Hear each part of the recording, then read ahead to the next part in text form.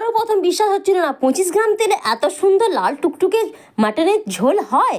হ্যাঁ হয় বন্ধুরা, আমি ট্রাই করলাম আর টেস্টটা কিন্তু দুর্দান্ত। আবার কোনো রকম আলু পেঁয়াজ না ভাজা করে একেবারে মাত্র 30 মিনিটে। তো দেখো আগে মাটনটা ভালো করে ফ্রেশভাবে ধুয়ে নিয়েছি, কোনো রকম লবণ মাখাবো না, টক দই মাখাবো না। আর দেখো মাটনের ঝোল বাঙালি আমরা, ঠিক আছে, তো আলু তো দিতেই হবে।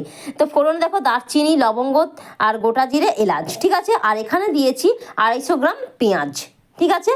তো দেখো এখানে দেবো অল্প একদম তেল, একবারই দেখো দিয়েছি 25 গ্রাম তেল দিয়েছি আমি। আর চিনি দিয়েছি কালার করার জন্য, চিনিটা লাল হয়ে যাবে, ফোড়নে যা জিনিস ছিল সব দিয়ে দেবে এর মধ্যে, তারপরে মাটনটা দিয়ে দেবে, ঠিক আছে। একদম কাঁচা ফ্রেশ মাটনটা দিয়ে দেবে বন্ধুরা। এর উপরে যত মশলা ছিল পেঁয়াজ রসুন আদা, তারপরে দেবো গুঁড়ো লঙ্কা দেবো কালার করার জন্য, আর তোমরা এমনি রেড চিলি পাউডারও দিতে পারো, ঠিক আছে। তার দিয়ে দিলাম এখানে হলদি গুঁড়ো, সব একসাথে ভালো করে বন্ধুরা কড়াইতে এটাকে আমি ভালো করে কষাবো, ঠিক আছে। এবার দিয়ে দেবে লবণ, ঠিক আছে। এখানে অল্প পরিমাণে লবণ দেবো, তার কারণ হচ্ছে পরেও আবার দিতে হবে সেই জন্য।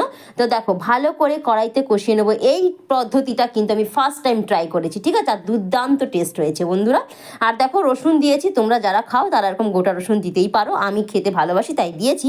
এবার দিয়ে দেবো কাঁচা আলু, দেখো কোনো রকম কিন্তু ভাজা করিনি এর মধ্যে। এবার অনেকেই বলতে পারো যে হালি গন্ধ করবে বা কিছু গন্ধ, কোনো কিছু গন্ধ করবে না বন্ধুরা। আর কি দারুণ জানো তো, জল কিন্তু দেবে না তোমরা যখন কষবে, এটা কিন্তু এমনি জল বেরোবে। আর মিডিয়াম ফ্লেমে একদম করবে বন্ধুরা, দেখো। আর দেখো গরম জল করে রেখেছি, তার কারণ হচ্ছে এই যে পেঁয়াজটা পুরো গলে গেছে, ঠিক আছে।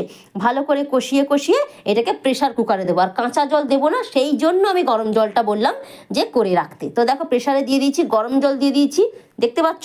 এবার ঝোলটা ফুটবে, কাঁচা লঙ্কা 6 থেকে 7টা কাঁচা লঙ্কা পেস্ট করে জাস্ট দিয়ে দাও, কি দারুণ স্মেল আর টেস্টটা কিন্তু দ্বিগুণ বেড়ে যায় বন্ধুরা, ঠিক আছে। তো দেখো ফুটছে, এবার কিন্তু লবণ দিয়ে ঢেকে দেবো মাত্র 3টে সিটি, ঠিক আছে। 3টে সিটি দেবো, দেওয়ার পরেই কিন্তু মাংস একেবারে সুন্দর, মাংস আলু কিচ্ছু ভাঙবে না আর দারুণ গলে যাবে। কেমন হচ্ছে দরও দেখবে, দেখো দেখেছো আলু কিন্তু একদম ভাঙবে না, একদম গোটা থাকবে, সেদ্ধ থাকবে। মাটন একদম দেখো সেদ্ধ হয়ে গেছে। তো এবার দিয়ে দেবো সানরাইজের গুঁড়ো গরম মশলা, দেখতে পাচ্ছ, দিয়ে দেবো। দেওয়ার পরে কিন্তু বন্ধুরা এটাকে আমরা 5 মিনিট ঢেকে দেবো, ঠিক আছে। তো দেখো গ্যাসটা অফ করে দিয়েছি, ঢেকে দেবো 5 মিনিট পরে। এবার আসছে, দেখো কালারটা জাস্ট দেখো, ওয়াও, দেখতে পাচ্ছ। তোমরা দেখেছো কিভাবে আমি প্রসেসে বানিয়েছি। তো তোমাদের যদি ভালো লাগে একটা লাইক করো, কমেন্ট করো, আর ভিডিওটি যদি পারো একটু শেয়ার করে দিও। এরকম মটন একবার রান্না করে দেখো বন্ধুরা, মুখে লেগে থাকবে। কেমন লাগলো কমেন্ট করে জানিও।